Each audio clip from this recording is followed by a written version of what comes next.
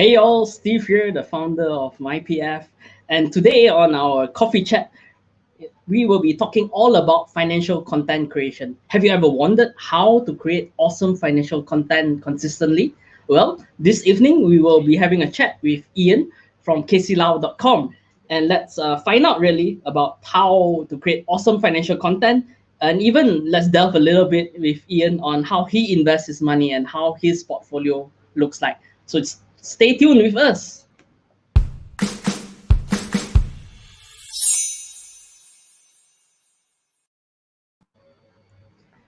Hey Ian, thanks so much for being on the coffee chat. Hey, thanks, Steve. Thanks for having me on the show. All right, it's totally our pleasure. So maybe Ian, for those who are not familiar with you or even not familiar with kclau.com, maybe can you give us a super quick intro of yourself? Yeah, sure.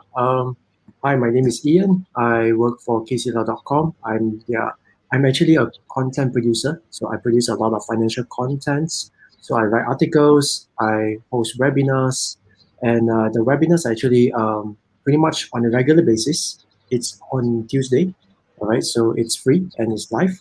And everything we talk about is all about money, how to make money, how to keep your money, how to invest your money, and how to protect your money. So that is what we do at kclau.com. And yeah, please do check us out. And I'm part of the team. All right, awesome. And I can personally vouch, that the content is totally awesome. I've had the opportunity to be on kclau.com twice so far, and it's been totally awesome sessions where tens of hundreds of people actually all tune in. Yeah, and it's really those are really awesome sessions. All right, so Ian, before we actually go into the topic of financial content creation, and I didn't tell you this beforehand, so this is really live off the cuff. I'm going to ask you 5 quick fire questions so everyone just gets to know you a little bit better. All right, Ian? So don't think too much. It doesn't have to be long-winded answers. Just go for it. Okay, sure. Yeah, that's very good. Okay, cool. All right. So Ian, what are you passionate about, about your work at KC Lau? Basically, I mean to say, we believe that when people improve their financial lives, right, they will improve their every other aspect of their lives, like. And to know that, and to actually receive news of people actually telling us that their financial lives has changed, improved Wow. better, then I think that is actually the ultimate satisfaction, lah. All right, for both of us. So that actually keeps us going. That actually brings a lot of meaning to our work at kcl.com. All right, totally fantastic. But out of work, how about out of work, Ian? What are you passionate? What do you love doing out of work? Who is Ian outside of work? Basically, I spend a lot of time at kcl.com and kcl.com's related materials. I can't say, okay, because later we're going to talk about content creation, right? So a Right. lot of things, right, has to do with your own personality, because you can't have I mean to say, I do not know whether there are people who lives a double life, or who has a split character. What, Jekyll and Hyde? Checker and Mr. Hyde. But for me, I need to say, work and my personal life is actually quite more or less there. So yeah, I don't have a split personality, lah. So you can say whatever you see on the article, right, is actually whatever I'm thinking at that time, lah. Okay. So outside of work, you're thinking about work. Okay, sure. Okay, cool. All right. Maybe you can share, one fun fact or something that most people don't know about you yet. Oh, I mean to say, apart from just being a computer, in front of my computer all day long, actually That sounds like me as well. what I really like to do is actually, get outside and kick a ball and play sports. So yeah. I mean, it's more than happy to actually join a sports club or something like that. Yeah, anything would do. Okay. Yeah. Awesome. I didn't know you were so much into sports, but yeah, that's really cool. Yeah. What's your favorite quote? Whoa. I I mean to say, I don't have any right now. I mean to say, of course. Oh man, I can't. Maybe I just bantai one lah. All right. So Go price ahead. is Yeah. value is what you get from Warren Buffett. Because why? Yeah. Because I myself, I do practice. I do adopt the philosophy of value investing. So Mm. off the cuff, that's the one quote that I can think of right now. Okay, awesome, awesome. Yeah, yeah, yeah, yeah. But Buffett's definitely a good model. Definitely, as we look into value investing. Yeah, I love that quote as well. So yeah, totally awesome. All right, we're next going to be playing the random question game. Random question game. Okay. All right. So I'm going to ask you a random question from our random question generator. It's actually available on the MyPF site as well. You go to mypf.my/random question game, and it's actually a great game to play with. Let's say a date, or just friends. And look at what silly answers come up. So I'm going to ask you a question, and there's two answers there, and you got to pick one of them and explain why. All right. All right. Okay. So the random question game, and it's not my pick, it's totally randomly generated. Ask this question: whose voice, Ian, would you rather hear in your head? Whose voice would you rather hear in your head? Choice A, Bob Marley, the Jamaican singer. Choice B, Steve Irwin, the crocodile hunter. Oh, that one. Gosh, this is hard, man. I always think that Bob Marley is cool. But Steve Irwin has an Aussie accent, so You left the yeah, Aussie accent. I'll go with the latter one, Steve Irwin. Yeah, Okay, okay. All because of his accent, is it? his accent. Of course, I mean to say, when he's alive, Crikey. and I mean to say, I love his show. I love the Crocodile Hunter. I mean to say, it's something that I will watch on National Geography. It's one of the, it's one of my things lah. So I just find that he was a very entertaining guy. Yeah. Right, right, yeah. We have someone's voice stuck in your head. Yeah, definitely you want it to be entertaining as well, right? All right, without further ado, let's jump right straight into our topic of today as we go into content creation. All right, so let's just delve a little bit into it as well. Share with us, Ian, what's your story? How do you get started? You looking up. You were an investor. You co-founded a dividend stock membership site, and then now you're creating content on such a regular basis. What's your story? All right. Actually, the story can go way back to my childhood, but I won't take you that far. All right. So I'll just start off when I was. I'm going to start off. I'm going to bring you back to the time where I was still a college student. I was doing my A Okay. level, and I had this friend, this classmate of mine. He's a crazy guy, and but then yet again, he has such charisma, and he's so entertaining. And one day he, as we talk, right, and then he actually talked about this book. All right, this book called Rich Dad Poor Dad. So I'm not too sure whether you know about it. For me, Total classic there. total classic lah. So he got this book and they said, Ian, you should actually go and read this. All right. Then I said, hey, why don't you just lend me your book? He said, no, you have to go to the bookstore and buy. Okay, so fine. So Okay. I sold into buying that book, and so I read it. Sorry, and did you say con into buying the book? I mean to say he won't call me. He just said that he learned so many things about the book. Okay. Inside the Okay. book about money, finance, Convince you that. Okay. Okay. Okay. but he's so enthusiastic. You see, actually, he has the potential to be a content creator too. He has Oh, such. okay. Why isn't he creating content for Casey Lau? Just kidding. But yeah, go on. But nevertheless, I think he has a very successful career himself. Mm, But I mean to say he's a wacky guy lah. So, but anyway, I mean to say I love his personality. But anyway, I was sold into buying the book, and then Okay. and then what happened after that was I spent a lot of time reading that book, and it actually changed my perspective of how I approach money, career, finance, and everything. And from there, right, I decided that from there, very shortly afterwards, right, this wacky guy, this classmate, after he read the book, Okay. what happened after that? What happened is that he actually went to a stockbroker, and then he opened an account, a stock brokerage account. And at Right, the time, right. I was reading a book. Around what year was that? This was when you were in college, right? So quite a while, I guess. What? Yeah, quite a while. 2000 something. Okay. 2000 something. Yeah. Okay. So, but anyway, it's like more than a decade ago lah. So yeah, so my age is around there. So anyway, the thing is that this guy he read Rich Dad Poor Dad, and shortly after that he said, yes, I know the importance of it. I know the importance of investing. Therefore, I'm gonna open a stock brokerage account and I'm gonna invest in the stock. And at that time, there's no stock apps or anything like that. So what happened is that old school. Okay. He took out a newspaper, and you know what he said? Then one day he come to the class and he said, you know what, guys? Okay, he called all his classmates. You know what, guys? I bought this stock A, B, C, D, E. Then everyone is like, whoa, so impressive, man. At that time, Respect. And then guess what happened after that? Mm. What happened was actually quite predictable. Like he actually, he had some beginner lucks, but at the end, he actually screwed up his own capital. Yeah, I definitely saw that coming. Almost any new stock investor, you're gonna be paying these tuition fees to the market, man. Yeah, so he paid his tuition fees, obviously. But for me, right, I got my tuition fee for free. I look at my wacky friend and say, this is not the way to invest. This is definitely not the way to go about it. So what happened after that was I actually began to read more and more books. All right. Okay. Rich Dad Poor Dad is just the first book. After that, I read many of his series. And then after that, I went into local authors. I began to become a book junkie at the time. Okay. So I was actually quite immersed into learning because that's the best way to start.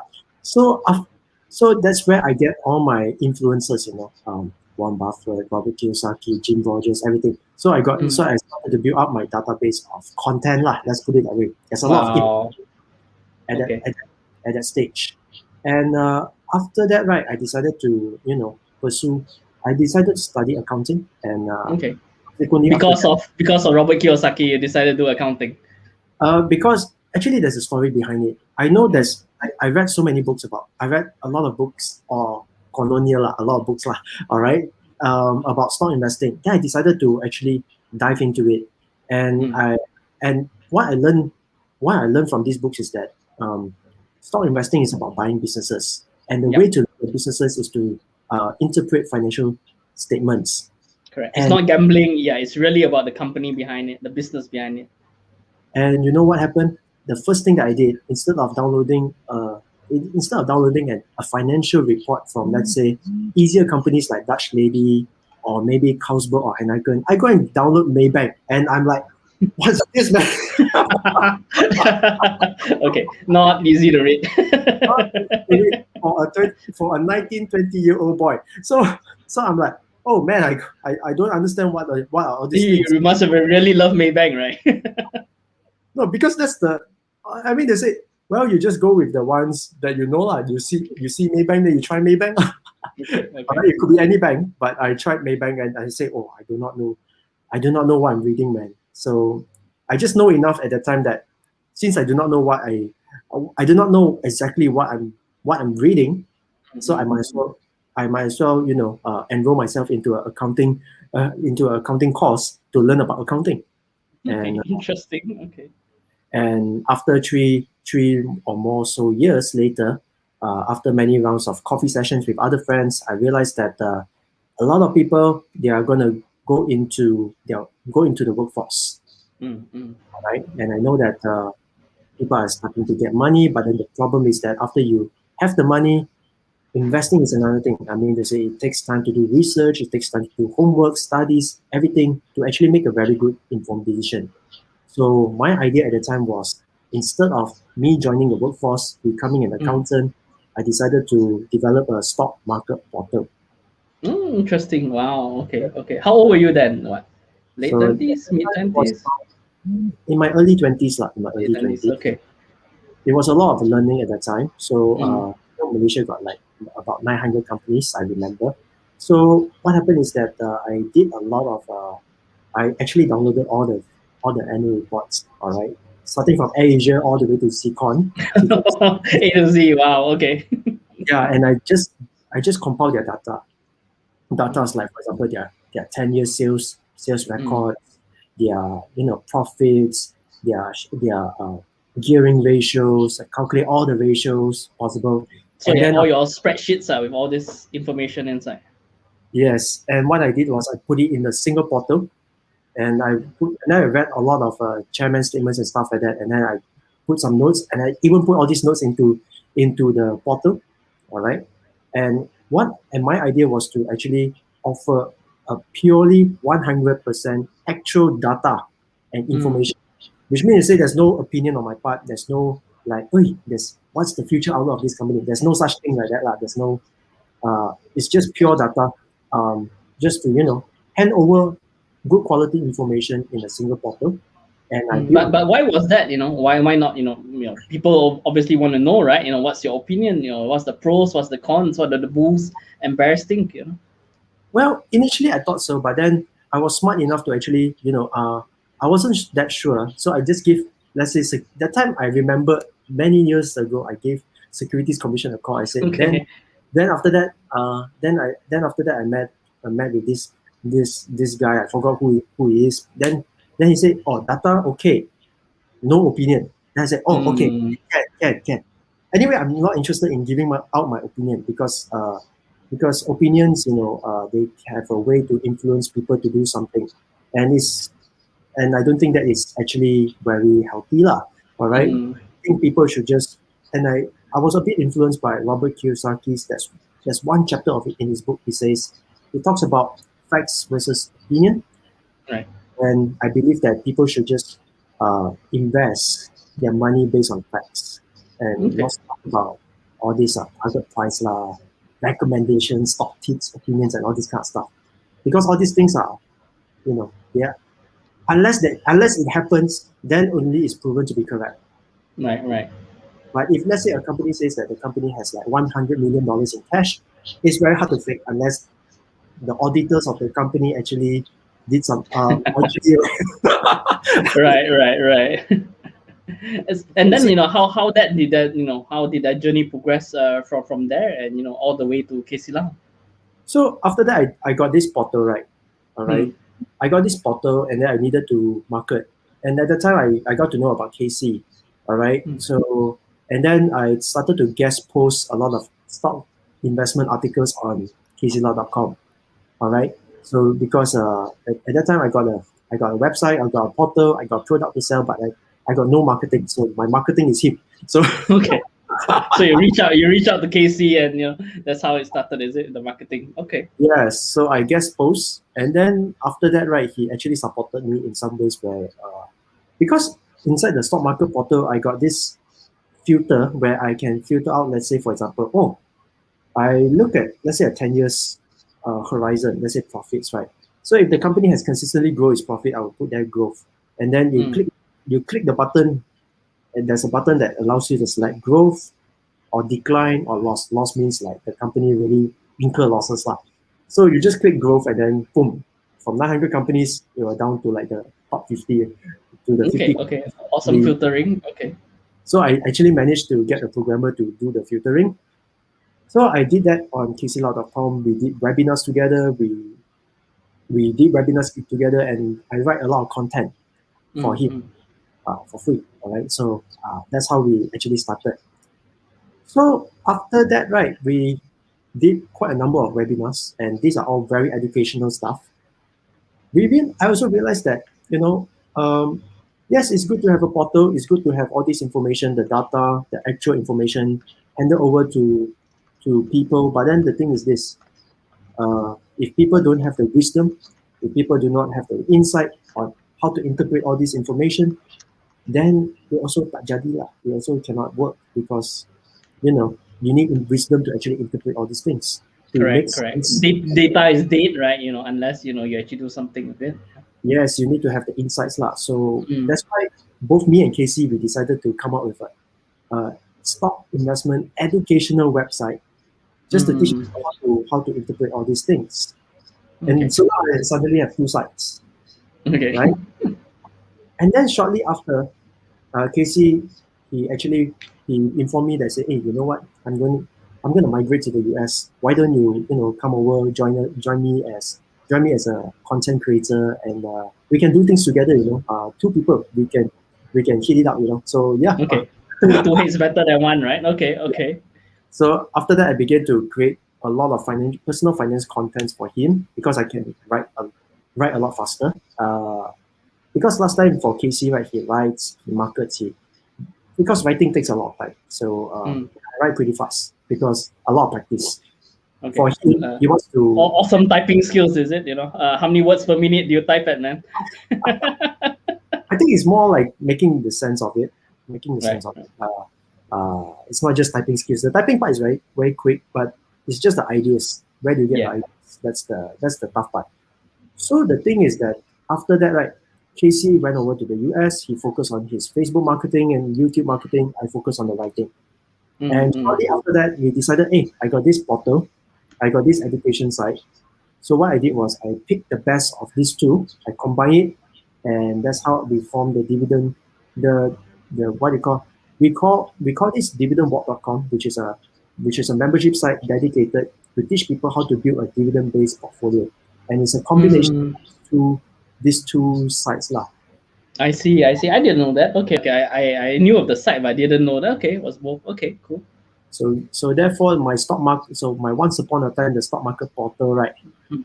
I mean to say it's a good portal. Yes, like 700-800 companies, but then most of them are not investment grade lah. So very sian, go and update all these things, right? Then I just like make it defunct lah. All right, and I just focus on what I do now lah. Right. Right. I totally feel you as well, Ben. Because yeah, I don't think I reached 700-800, but even like I was building a universe like maybe about 300 different counters, and yeah, it's a lot of time and work. So I totally get you there. Yeah, yeah. So that is actually how I get myself. I mean to say that's how I. So that's my background as an investor lah. So it's a lot of learning, a lot of way because it take a lot of time to actually read all these reports, download, read, compile the Mm. data and stuff like that lah. So, but of course you must have a passion for investment education in order to do Mm. this. Otherwise, you won't do this. This is a bit crazy stuff like only Xiao Lang can do this one. So Right. And okay. So besides the Xiao Lang part, I was looking at your bio really on kclao.com, and it actually describes you as a financial content machine. So not even a human, a machine. So I'm wondering if you're like part AI or cyborg there. So you've written more than what 500 plus articles. Maybe there's even more right now. Casey Lau. I think you're on various Singapore sites as well. 5th% Value Invest Asia, Small Cap Asia, etc. And you're also a regular host and presenter, like you mentioned, every Tuesday as well. So then, with all your experience, what are your top 5 tips for financial content creation? okay, I mean to say, well, I've prepared a slide. Should I actually share my slide or? Yeah, sure. Let me put that up. Yeah, whenever you're ready. Yeah. So how do I do that?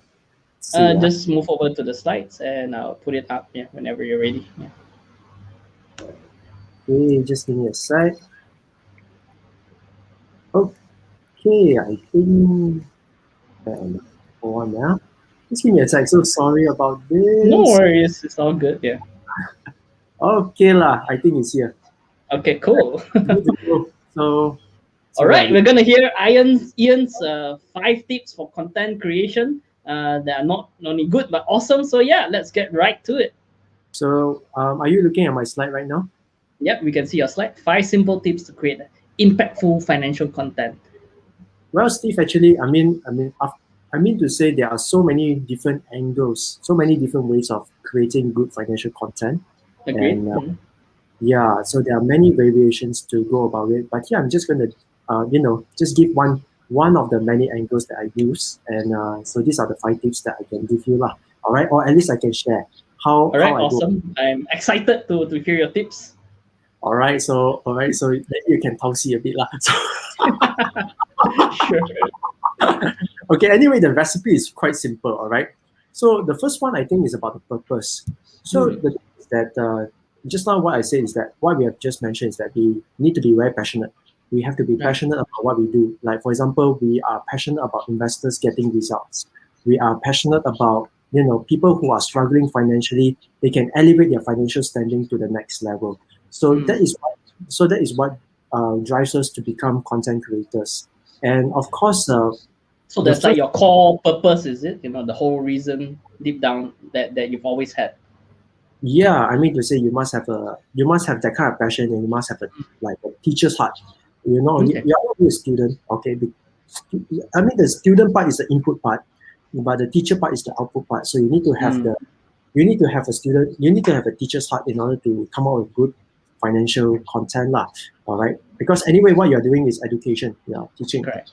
So the first thing is, I mean to say, it depends on the purpose. Why? The purpose of, let's say, okay, let's just say I'm going to come out with an article, and the thing is that the first thing I will do is that I will define what is the purpose for that article. Right. So let's just say I'm going to come out with an article to address, to let's say talk about how people can start investing in the stock market. All right, it's a very generic. It's a very popular topic as well, besides being generic. Okay.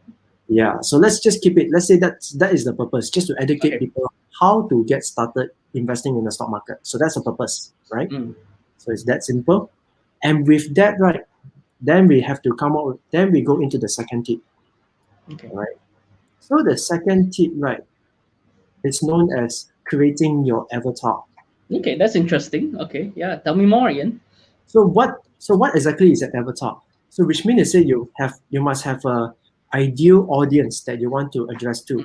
Okay. So you have to visualize. You have to put yourself into the people's shoe. Like, who are these readers? All right, and who exactly is the audience that you want to target? Okay. So obviously the first one, since your purpose is like, you want to educate people about how to get started investing in the stock market. So obviously your avatar will be people who are very new to investing. All right. Maybe they are very new to stock investing. Maybe they are very new to the financial world and stuff like that. So you have to actually put yourself into that shoes. You cannot put yourself like Ian. You cannot put yourself into some. You cannot write to someone who is actually quite savvy in investing, because that's not your audience anymore. That's not your avatar. Correct, so correct.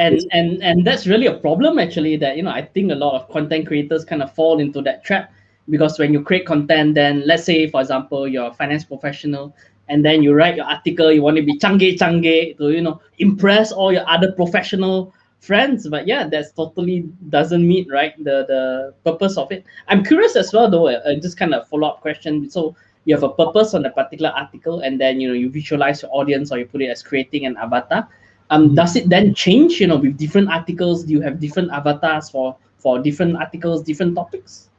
Right. Yes, of course. I mean to say, that is why sometimes as content creator, right, of course you can read a lot of books, you can read magazines, you can also, you want to get as many life experiences as possible. You can go to places to talk to people, to just to get to know what's going on in this world. I mean, what's on the table, what are people talking about during their coffee sessions. All right, so this is actually some input, some ideas here and there. Like a spy lah, is it? You don't actually spy. I won't use the word spy lah. You just want to get to know people lah. You just want to get to know what the people are actually, what are the problems that people are facing today. What are the problems people are facing? Okay, that's a very good point. Okay. So that you can actually be relevant. And the thing here is this. Let's say we talk about new to stock investing, people who are new to stock investing, and this is the avatar, right? So Steve, just want to ask you a quick question. What are the questions that these people could ask when they are starting to be interested in stock investing? Sure. Imagine I'm a newbie, so let me put on my newbie avatar hat. Yeah, I've heard buy blue chip stocks. What are these blue chip stocks? How do I get started investing? I heard there's this thing called CDS. Yeah. How do I pick what stocks to invest? Oh, my friend told me this hot stock tip. Should I invest in this? Yeah. So this would be some of the questions possibly. Yeah. So as you can see just now, Steve, you talk about all this, right? You can actually come out with 5 different articles to address 5 different issues lah. So that's exactly how it is. I mean to say, you can't actually. So another tip is that you can't actually address all questions in one article. You can address. You can actually split it up into 5 different articles, so that there's a series for beginners and to actually get to know about the world of stock investing. All right. So, but how do you decide though? Should it be 1 article? Should it be 5 articles? How do you know when to actually basically cut it up into smaller pieces? Are there any rules of thumbs that you use? Okay, so you can actually use. Okay, so like just now, all the questions, right? I Mm. actually apply a technique which is known as the power of three. It can be Okay. the power of three or the power of five. Okay, so Okay. which actually leads us to the next. Which actually leads us to the fourth point. Actually, I'm actually jumping the gun a bit lah. Oh, okay. Sorry, with my questions make you move that way. But sure, just continue on then. All right, so there's such a thing called the power of three or power of five, which means to say every single content. Like let's say, for example, you talk about what's. Let's say, for example, one of the key questions is what are the stocks to buy, right? Mm. What stocks to buy? So from there, you can actually come up with maybe you have your viewpoint. So you just need to read. You just need to limit your viewpoint to let's say 3 to 5 points. Okay. All right, you just list down what are the views, and maybe for example, you can actually talk about um, your own opinion. Are blue chip stocks really that good as an investment? So that could be Mm. 1 point. Okay. So why are these stocks known as blue chip? All right. So are blue chips really that good? Really, can they actually bring you that kind of returns? That's another point. So as you can see, you can develop another 3 or 4 more questions to address, Sure. and then you can come up with a good content lah. All right. Yeah, so actually, so as you can see, you can from one question, right? You you cabangkan lah, all right. You actually create a branch and you create a mind map, and you kind of like ask another three or four more questions lah. And from there, that will actually kind of like give you the structure of the article already. Sure, sure. Yeah, I totally agree with that as well. And that's what our editors tell, our content creators, our writers on our team as well. Yeah, 3 to 5 points. I think that's just a perfect number for that. Just curious as well, and if you can answer now, or if you have it in further on your slides. How about for the introduction and the conclusion? When do you put that in? Is it after you've written all the points, or do you start with the intro and conclusion first? How do you normally work with that for content creation? And yes, that's why we create an avatar. So the Mm. avatar, right, gives you a story. All right. Okay. So, for example, you won't say, okay, 5 things to know, 5 things that Warren Buffett said about stock investing. Right? So, you know who is Warren Buffett? No. So, so, so I mean to say that's one angle that is actually more generic. But Mm. of course, you can always say, let me tell you a story. Right? Then sometimes readers they are like they say, oh, what story? Okay, lah, read a bit further. Mm. People love stories, right? Yeah, yeah. People love stories, number one, and number two, that actually the first few lines, right, the first I think 2 paragraphs, right, will determine whether or not the readers will actually want to listen to the content further lah, Mm. or want to read the whole thing or not. So you need to come up with a story. So when you create an Mm. avatar, maybe you have to address. You can straight 3 questions straight away. Are you new to investing? Are you afraid of making losses?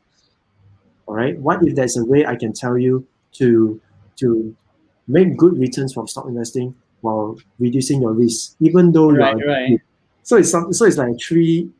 So it's like the 3 question that boom boom pow your your right, right, potential right. straight away So lah. that's how you like clickbait them, or you slap them left and right, and okay, this is the solution that's gonna come up and just reel them in, right? That's one angle, but you can't do it all the time lah. But I Mm. love to write stories lah. Like for example, I like to say, meet Steve. All right, Steve is a financial planner, and he has etc kind of assets, and he has a problem, and this is his problem. So how do we address his problem? So Uh, so yeah, that is that Steve guy sounds really awesome, and yeah, I really want to hear what's his story and how it works out. Okay, okay, cool. so that is actually another angle lah. So there are, as you can see, there are many techniques to actually come up with a good intro lah. Mm, And mm. your 3 points, your 3 pointers, your chabang is supposed to support your case lah. So is it the 3 points come first, then only comes in your intro? Yes, Okay, okay. yes. But of course, I mean to say after you've done it quite a number of times, sometimes the intro comes first. But typically for a start, I think it's best to start with the body. Then only we Mm. talk about the intro and the ending lah. Okay, okay. Yeah, that's usually the approach I take as well. And we have a question actually from one of our readers, Tamendran. Thanks for tuning in. And for the question, so Tamandran is asking, stories, is it Yeah. real life stories or is it fake imagination stories related to the purpose of the article? Good question. This one is actually quite personal to me, lah. So I take it from a lot of places, lah. But the first one, the primary one, will be your own story, because Mm. it kind of like it is the most convincing ever. So which means to say your life stories, your life testimonies actually do sell. So whatever.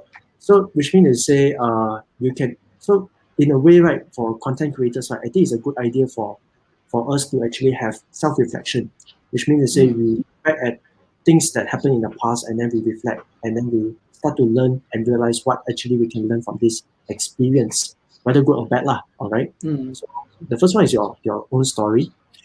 The second one will be other people's story, maybe your friends, your coffee. Like for example, Steve, you're a financial planner, so maybe you can write about your clients, but of course you don't go and put there Ahmad bin Ali. so so of course you can put a fictitious figure, all right, to protect the identity of the person, and you can actually come up with some fictitious figures lah. But the fictitious figures, the fictitious amount is not the point. The point is your the purpose of it is to actually educate the people how to avoid this kind of mistake, how to Mm. how to do this right or something like that. That is the purpose of the article. So it's not so much to prove your realness of the authenticity of the article lah.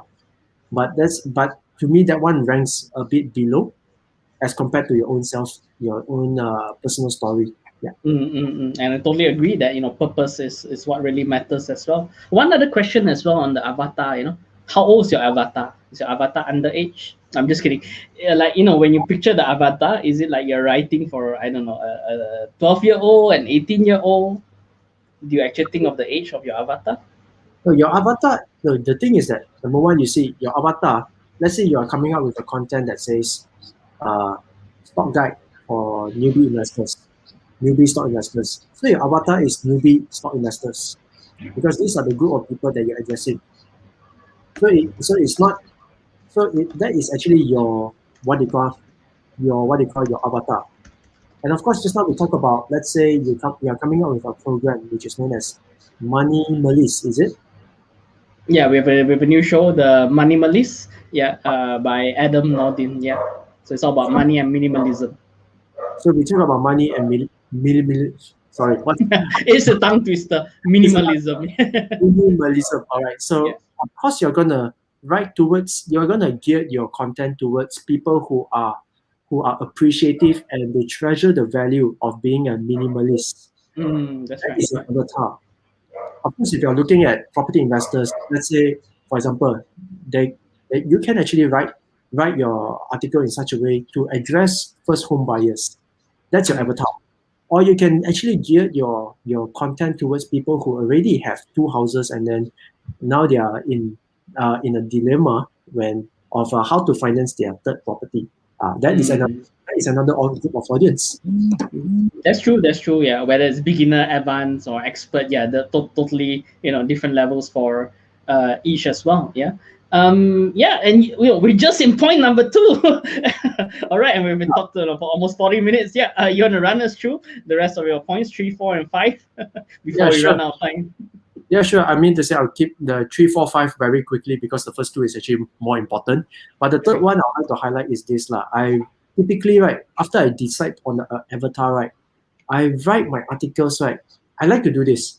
I write as if I'm just writing to one person. Wow, like love letter like that.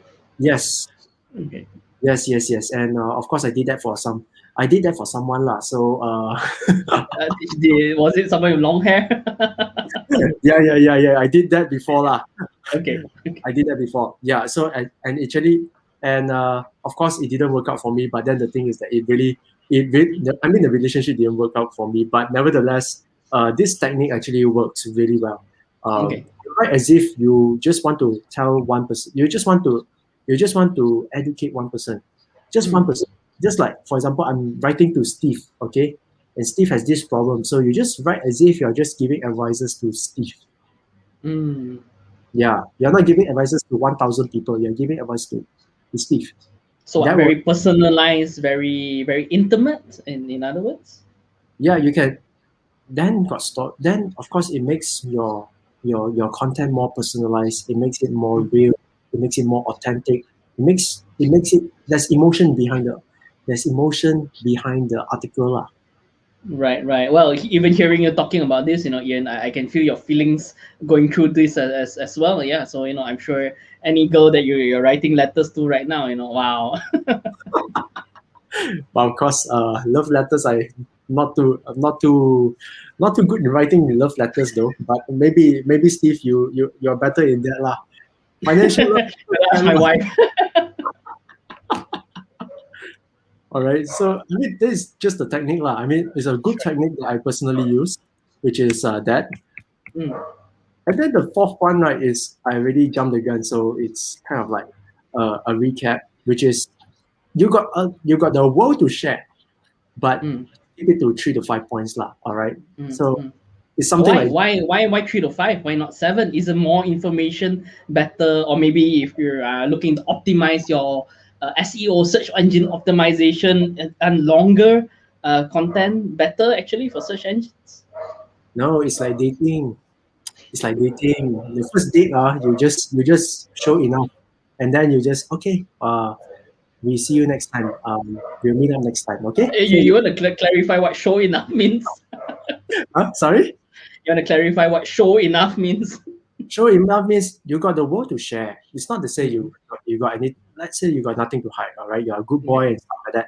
But it's just that you don't want to overwhelm your date with like, oh, I'm into football, I'm into basketball, and I also play the piano. I also, good in maths. I can do investment. I can do this. I can do that. I serve the church board.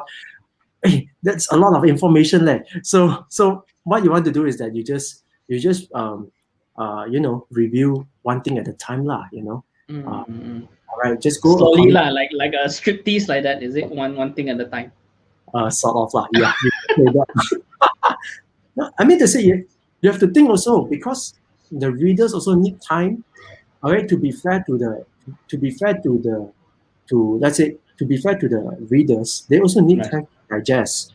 Mm. Tell them the whole also no point. You shove them down the entire Bible, no point one because they won't get it anyway. So you just need to go through them like one step at a time. I mean one Mm. step at a time. Let them learn, and then let them like progress over time lah. Then slowly and that's it's a long term game lah. Education is a long term game. Mm. It It can't be is, an yeah. one article lah. Yeah. Cool, cool. So All with right. that, You want to share us, yeah, your fifth point? yeah, the fifth point is that although you want to show the world to them, but you just want to limit your points to like 3 to 5 points. And the Mm. final one is that the last thing that you want to do is that every time let's say you go on a date, all right, your call to action is always to get another date or something like that. It's the same thing, all right. You can either say you can either end if you've got no any other agenda, just give them the take home points. Like in summary, these are the points 1, 2, 3, 4, 5. Or you can have a call to action. Like for example, if you're offering, let's say, financial services, then of course you can actually put down the contact details or how they can reach you lah. All right, and just end the article. Sure. Do you put both in? That means do you include both the take home pointers, which I assume go somewhere in the conclusion or at the end, and then also a call to action, or is that too much? You can do both. You can do both, no problem. You Okay, can, okay, yeah. okay. Usually I can do both lah. Usually I will do both. Sure. How about, should you ask questions towards the audience? Like, is your call to action asking a question, asking people to comment and feedback? But then sometimes people don't respond. It's like you ask a question and Alright. you hear crickets. I mean to say you don't need to worry so much lah. You can put a food for thought. Mm, You can say, okay, so this is my viewpoint. What do you think? Leave your comments. mm, It can be done. It I mean, it is actually one of the ways to end your mm, article. Or you can say, so and so, Robert Kiyosaki said this. What do you think? So So after that, right, then you actually intrigue people to think further about this topic. Then it's also another. That's And true. That's true. I love Kiyosaki. Robert Kiyosaki is a scam. Yeah, so you'll get some responses, I'm sure. and yes, that will be another tip. Of course, in all good financial content creation, right? Uh, of course, we can't just put there. So and so is a scam lah. That will backfire a lot lah. So, so you just actually all in all, right? What you want to do is to build a community of like-minded friends who are supporting each other in this financial journey to become better, to Mm. grow as a person, and of course, in financial life. So of course, there are people who go and maybe there are a couple few people who may put in some defamatory comments or maybe some articles which is kind of like bias and stuff like that. Mm. But of course, that's not what we do lah. At least I hope KCL is not that lah. Of course, we don't do that lah.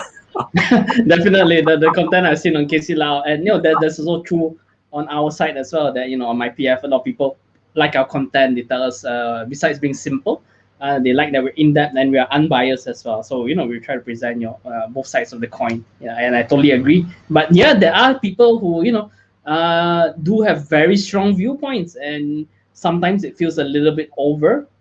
Feel free to share any thoughts you have on this. Feels a bit over that they try to shove certain viewpoints down your throat, or some even worse, they are kind of sniping. You get what I mean? They purposely go and see what other people post, and then they purposely go and attack that person for their point of view. Yeah. So unfortunately, that does happen a little bit, whether on purpose or not. Well, money is such an emotional subject, right? Because it affects everybody. So of course, the emotional is high, and especially, I think I will speak for myself because I tend to come up with. I do have a track record of coming out with some controversial articles, which means it is quite thought provoking or something like that, lah. Not to say it's defamatory, but it's like Mm. it asks you to. It will actually encourage you to rethink something again. So of course you're gonna get some of those. Right. Yeah, but I think that's fine, totally. And sometimes we do need a little bit of a poke or something to kind of jolt our thoughts. Yeah. And I really love all the five awesome tips, and I'm going to be asking the rest of my team as well. If they're not watching this live, I'm going to be sending them a link to actually watch these five tips, because I think it's really awesome. And we have another question as well. Another question from Tamendran. So Tamendran asks, is it okay to write an article even though you're not an expert on the subject, but based on your own research and wanting to write your own perspective? And I think there's a concern there where people may have certain prejudice or certain negative reactions just because someone is not an expert, but they're writing on a particular topic or voicing their own opinion. What do you think, Ian?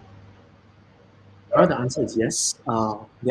It depends. First of all, you have to understand yourself. Where is your position? Of course, if it's a financial planner, then of course it is.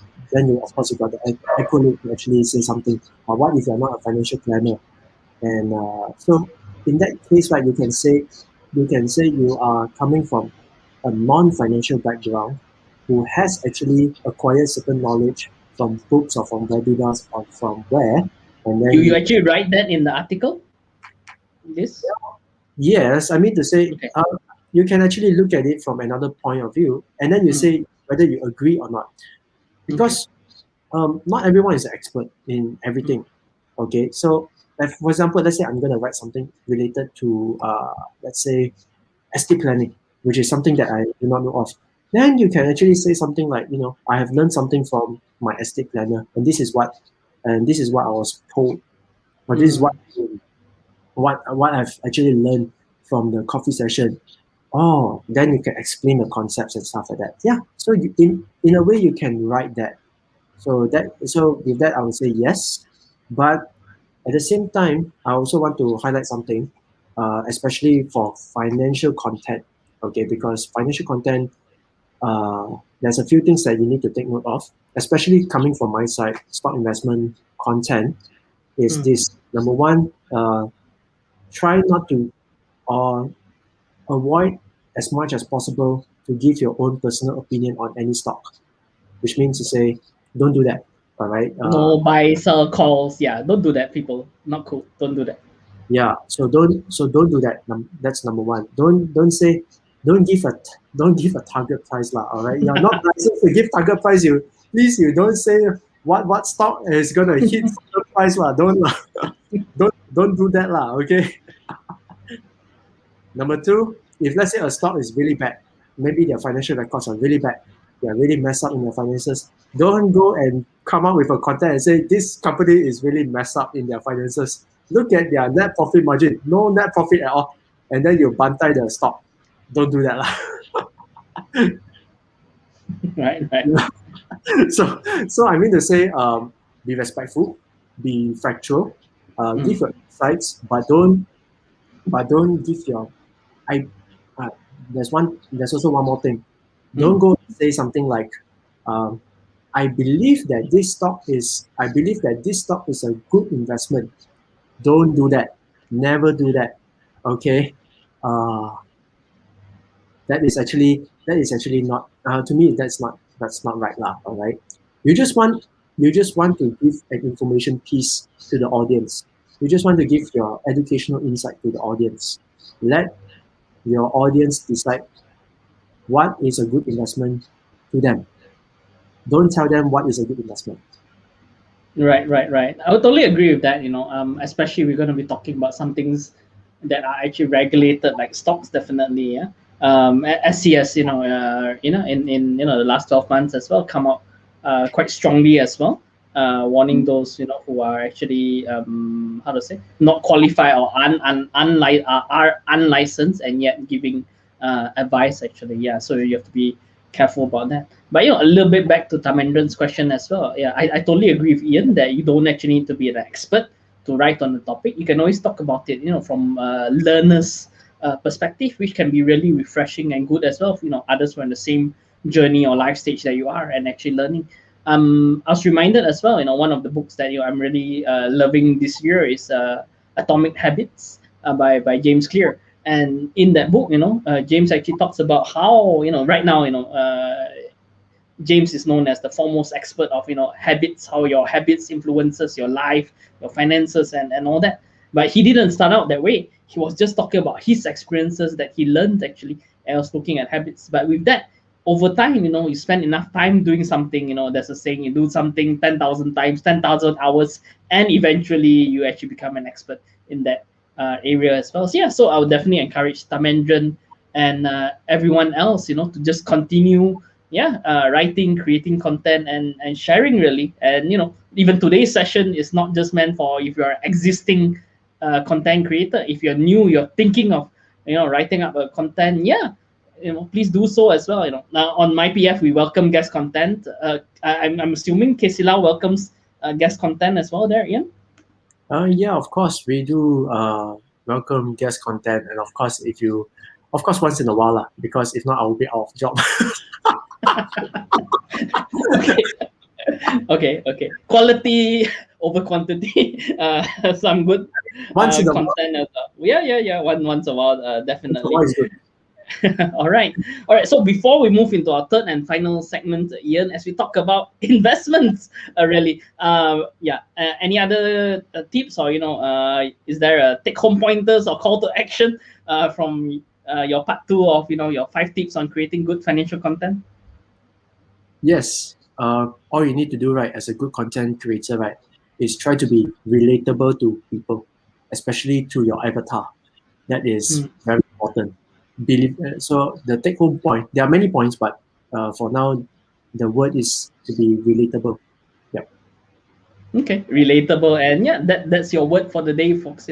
Totally being relatable. Still, whenever you say avatar, I can't help thinking, but there's a song actually. Show me. Will you show me my avatar? By Felicity, I believe that's her name. Go check out the video if you haven't yet. It's a really funny one. But totally awesome points. And with that, let's head into our third section. So Ian, you're definitely an investor. Influenced by your friend, and then Kiyosaki, and so on and so forth. I'm an avid investor as well. I've also been investing since my teens. So what are you investing, and how does your investment portfolio look like?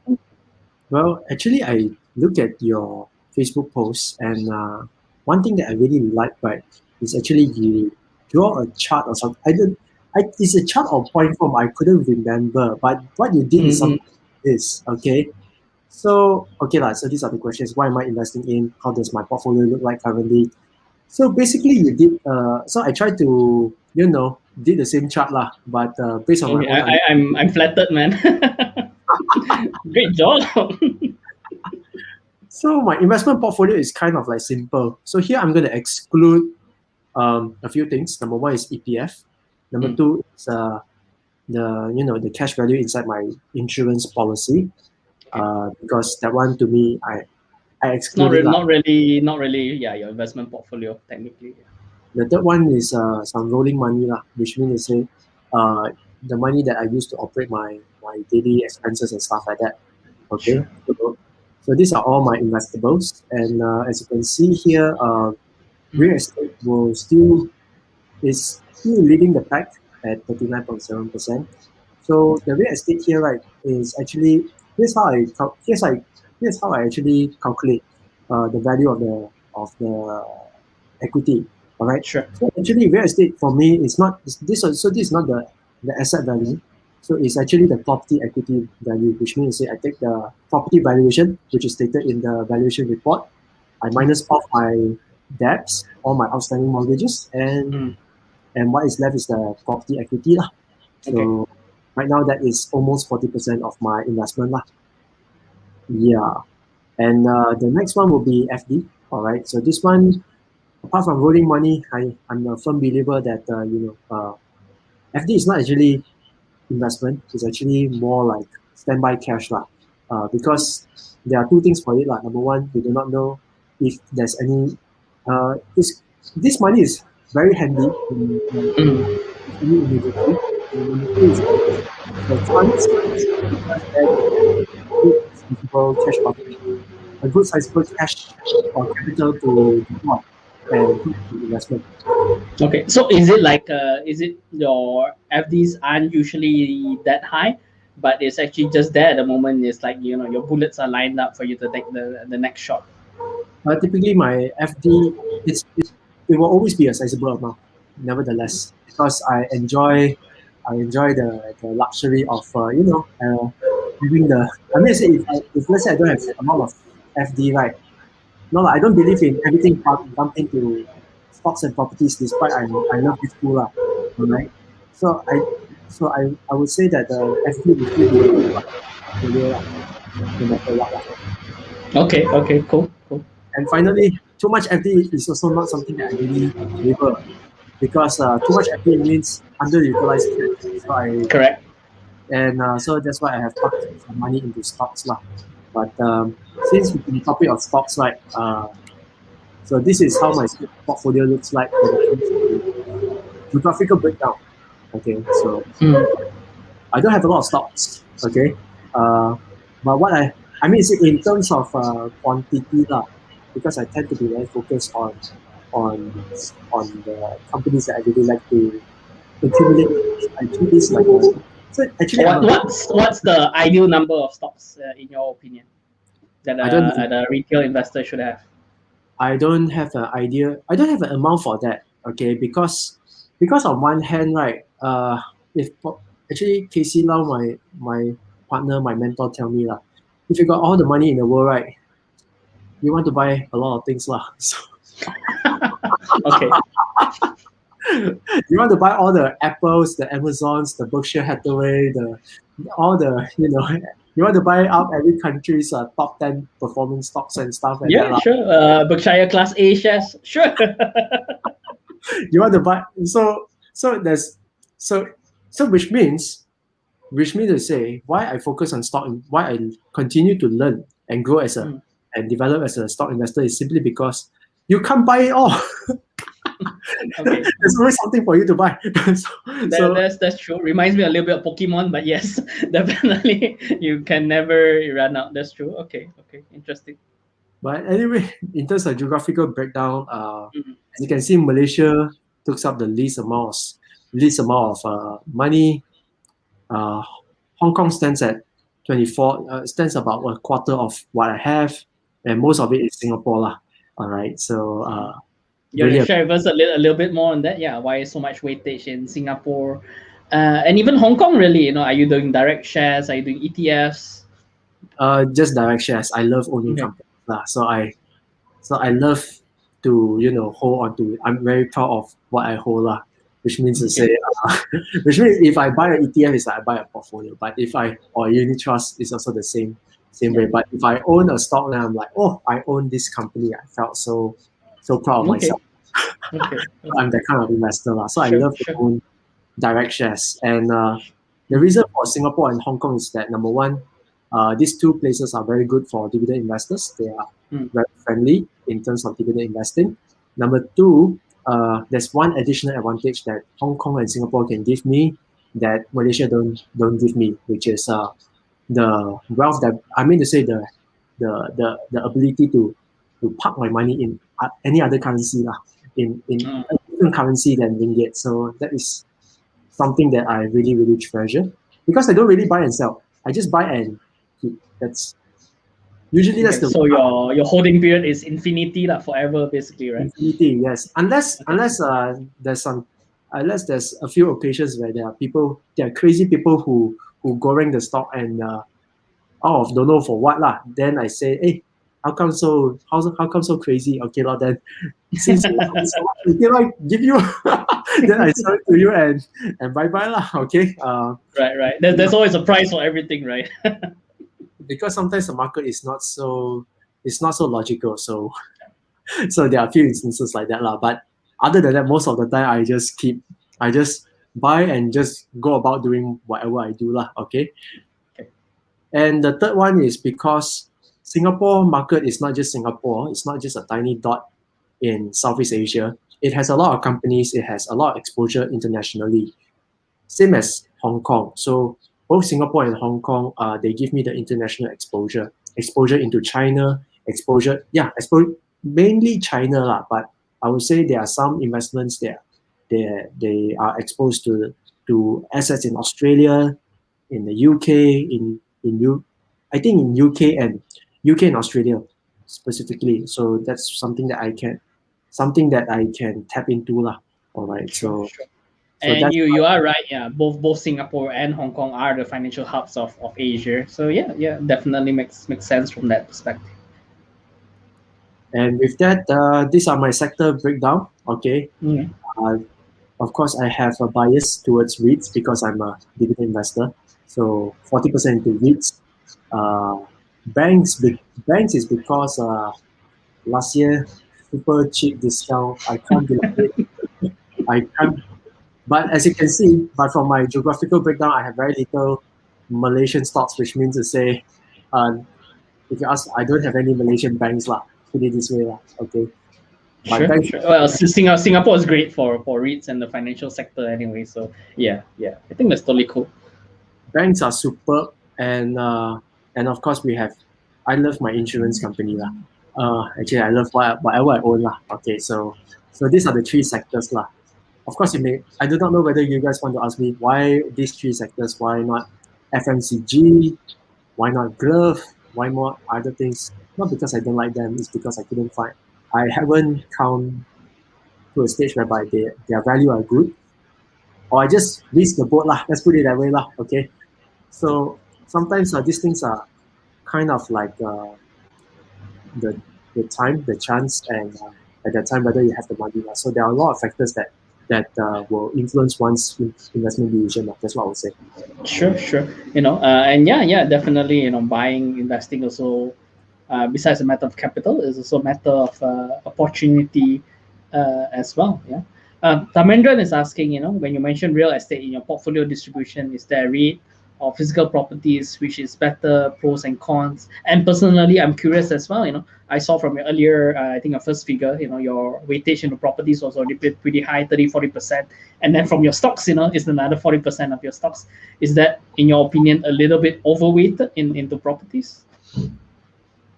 Actually, I like real estate. All right. So because of that, I hope that I can accumulate more real estate lah.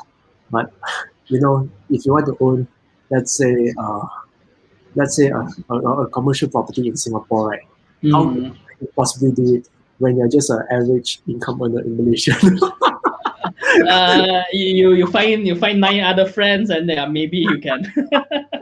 You have to find a lot of 9 other friends before you can actually get into it. So I mean to say, okay, so that is so REITs offer a chance for retail investors to own a piece or a small proportion of what they call uh, the commercial property, right? Mm. And you get the exposure and you get good dividends from there. So yeah, that's why the weightage is there. Um, so actually, right, initially before this year, I mean before COVID-19, right, I think I have even more proportion on REITs until the Mm. bank insurance comes in Okay. All right. So before we continue, so I would love to actually just converse with you with the face then Sure. Let me move that out of the way, and yeah, we can continue chatting. Also. All right, cool. Yeah. yeah. Anything else to add? Or there's also one thing I'm curious as well. Before we actually had our coffee chat, you told me you're okay to talk about all investments except crypto, yeah, except cryptocurrency like Bitcoin and all that. So Ian, why do you not invest in crypto? I don't know anything about crypto. Okay. I'm not a techie. I'm not a technical and tech savvy person myself. Although I do own some banks and some insurance companies which are quite innovative, which are quite tech savvy. It is moving into the fintech space as well, especially in Singapore. You look at what the banks are doing, the push into digital banking and all that. Yeah. I buy because of that. I don't. Mm. I'm in favor of them because of that. Not not Okay. because I'm in favor of Singapore banks for a lot of reasons all right, but one of them is the fintech and their digital initiatives. So that is one. But Mm. in terms of crypto, right, I don't have any knowledge about crypto. Mm. So as good as it is, right, this is not my money, That's true. Okay. Fair enough. Okay. All right. We have a final question and a comment as well before we kind of wrapped up. We've gone a little bit past an hour here. So yeah, Tamendran says thanks for the insights, and he noted that sometimes we see sometimes some influencers hired by companies to promote their companies or investments or any other things. Is there any regulation on that? And with more importantly, I think it's more how do we differentiate the article, what is real and what is actually influence, the influencer being influenced by being a paid or a sponsored post. Yeah, so how do you kind of differentiate between those in your opinion? Oh gosh, actually both of us can answer this question. Uh, okay, I mean to say we can't help it. Okay, the regulators they may try their best, but they are very reactive, which means to say when things come up, then they start, yeah, something happened, then they start to come out with all kinds of regulation.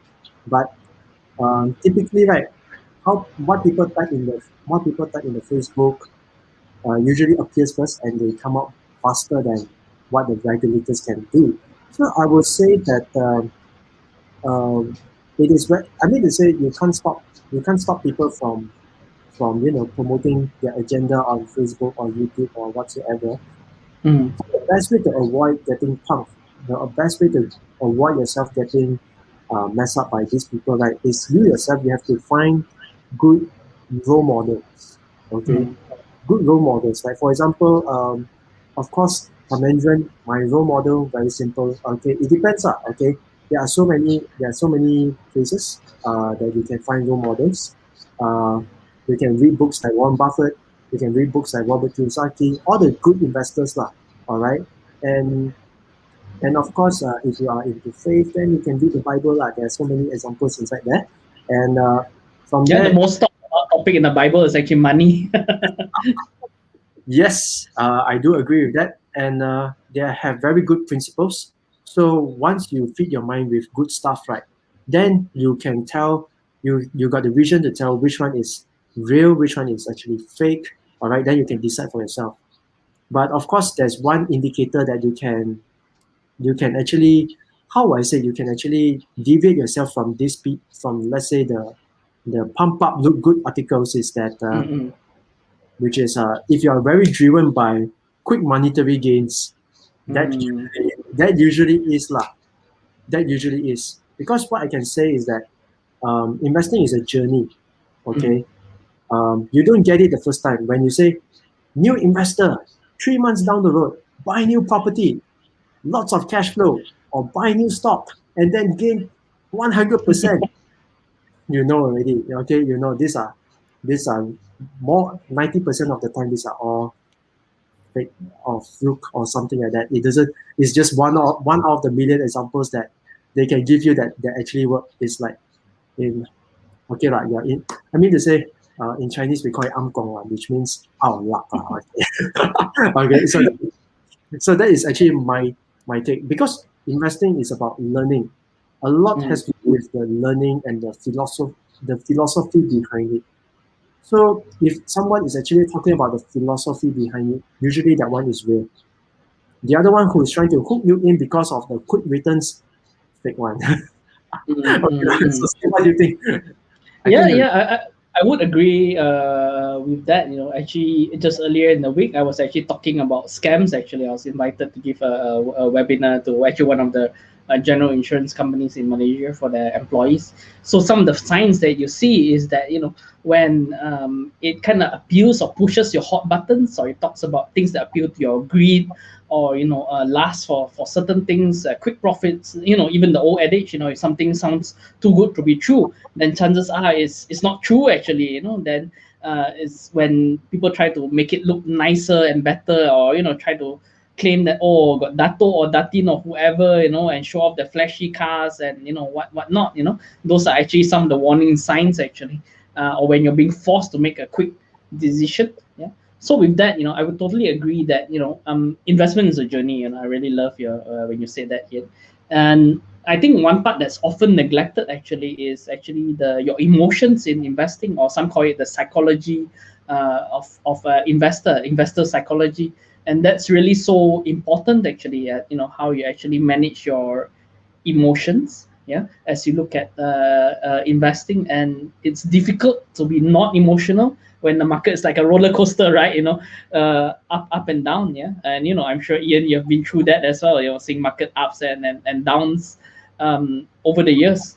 Other than that as well, is also, yeah, you know, do make sure that, you know, you check out, you know, sites and people. I think you know after a while if someone has an agenda that they're trying to push. So then you need to recognize that, you know, different people have different agendas. Even myself and, you know, Ian, I'm sure, and Casey Lau and our sites, you know, MyPF has an agenda as well. You know, but whether that agenda is good for you, that's something you need to think about and to, you know, kind of filter that through. So on our side, our agenda is really to help, you know, make personal finance simple and help people grow, which is also, you know, my own personal mission and vision as well. So, you know, hopefully that gives you a little bit of insights as well. And also to encourage Ian as well, we got a comment from Helwa. So Helwa is also a financial planner herself, and she says that, "Hi guys, just want to say I've been following through the KC Lao platform, and I learned a lot from Ian. Wow, keep it up, and thank you." You're welcome, man. I mean to say, so glad to actually hear these kind of comments. Thank you so much, man. Yeah, yeah, really, really awesome. All right, with that, we are heading towards, you know, the end of our session. So Ian, before we end, yeah, feel free to, you know, share with us, something, you know, either about, you know, Kisila or any other organizations or any other causes that you're passionate about, or you know, even why people should connect with you. Yes, thank you so much, Steve. And once again, I believe both Steve and myself, the reason why we do this coffee chat, right, is actually that simple, lah. Is to is to make financial education more accessible to more people. Because what we really passionate about, right, is to elevate each other's financial standing. Because that is how we believe that with education, all right, with sharing of ideas, good ideas, that's how we can actually move forward as a society, especially in terms of our financial life. And when more of us actually become more progressive in our financial life, then we can do more good to our society and to our community, so that the people around us, people who associated with us, right, can actually benefit from it lah. So I think we should actually continue on to actually spread this visual. I mean to say, spread this very good cycle. Okay, we should actually keep this going, keep this rolling. So I believe that yeah, this is actually what we do here at kclaw.com, and I'm very sure that MyPF, my personal financial planning, yeah, also have the same agenda. So please do check us out, and I'm very sure that we'll be more than happy to be in touch with you and to be feeding you with really really good financial contents. Thank you so much for having me on the show. Back to you, Steve. I really enjoyed this session with Ian. I think the 5 tips that he shared for content creation are totally awesome, whether you're a new content creator or you're the experienced content creator, and really looking at how to continue improving really on creating content and just increasing financial literacy and financial awareness out there. Yeah. So we have one final comment, just to read that out. Raju, who's also a financial planner and owner of a financial planning firm, says, "Great sharing and contribution to the industry. Thank you, Ian and Steve." Thank you so much, Raju, for listening and your kind words there. All right. All right. With that, thank you so much, Ian, for being on us. Wow, more than an hour, 1 hour and 17 minutes, according to my clock, has just flown by. Really, and I can't thank you enough for doing this session with us, and helping contribute to financial literacy in Malaysia. Yeah, yeah. I mean, likewise. It's my pleasure to be here. My pleasure to be on your show. Thank you so much for this chance and opportunity to speak. All right. Yeah. Awesome. All right. So thank you all again for listening. You can find us on YouTube as well. Go ahead and subscribe if you haven't yet, and hit the notification button. And we'll see you in a fortnight for our next coffee chat. So thank you once again. Good night and have a great Sunday there, everyone. Bye bye.